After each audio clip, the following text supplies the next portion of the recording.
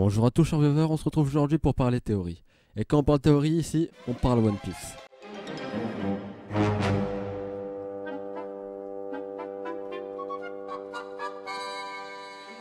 Aujourd'hui, on va théoriser et imaginer quels seront les futurs pouvoirs de certains fruits éveillés dans One Piece. Mais je ne vais pas seulement parler des éveils, mais aussi du boost de force que les utilisateurs du fruit du démon pourraient avoir. Et avant de commencer, je tiens à préciser que dans cette vidéo, comme il est marqué dans le titre, je vais parler uniquement de paramécia. Mais attention, nous parlerons uniquement de paramécia productifs et non manipulateurs ou corporels comme Foxy ou Jaws. Tout d'abord, pourquoi j'en parle en premier? C'est simple. Pour moi, l'éveil, c'est ce qui permet d'élargir ton panel de techniques et de pouvoir modeler ton environnement à ta guise, selon ton fruit, et contrairement aux Zoan qui pour l'instant laissent uniquement le côté animal prendre le dessus. On commence tout de suite par le fruit de l'éclosion, aka Anaha no Mi, qui est actuellement détenue par Nico Robin, surnommée l'enfant démoniaque. Elle a le pouvoir de démultiplier ses membres et même de les faire pousser à distance sur le corps de ses adversaires. Quels sont les avantages que pourrait lui permettre un éveil de son fruit? Comme on a pu le voir avec Doflamingo, les paramécias de type productif ont le pouvoir après le réveil de modifier leur environnement à leur guise.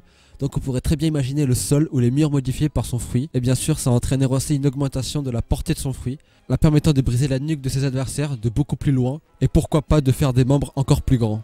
On enchaîne avec l'ancien chef d'Impel Down, aka Magellan, avec le fruit du poison, le Doku Doku no Mi. Je sais pas si vous vous en rendez compte, mais son fruit est actuellement l'un des plus dangereux et dévastateurs de One Piece. En cas d'éveil, il pourrait pour moi être aussi craint par les pirates que Akainu, mais que pourrait apporter l'éveil de son fruit? En plus d'interagir avec son environnement, en transformant les murs et le sol en poison, il pourrait sûrement augmenter l'intensité du poison et en faire des attaques encore plus dévastatrices. Même si au final, je pense qu'il a déjà éveillé son fruit, mais dans le cas contraire, son fruit serait l'un, voire le plus puissant de tout le manga. On continue avec un personnage qu'on ne reverra sûrement jamais dans One Piece. Je parle de la seule femme du CP9, oui, c'est Khalifa.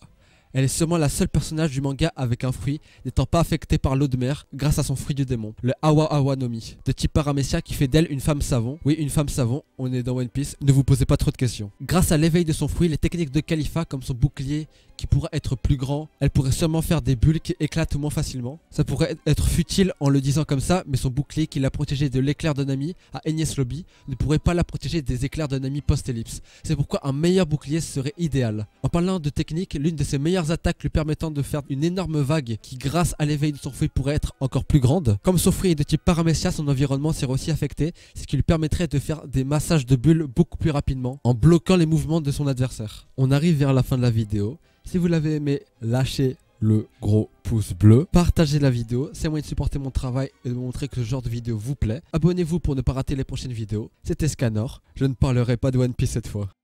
Non, je déconne, One Piece c'est la vie.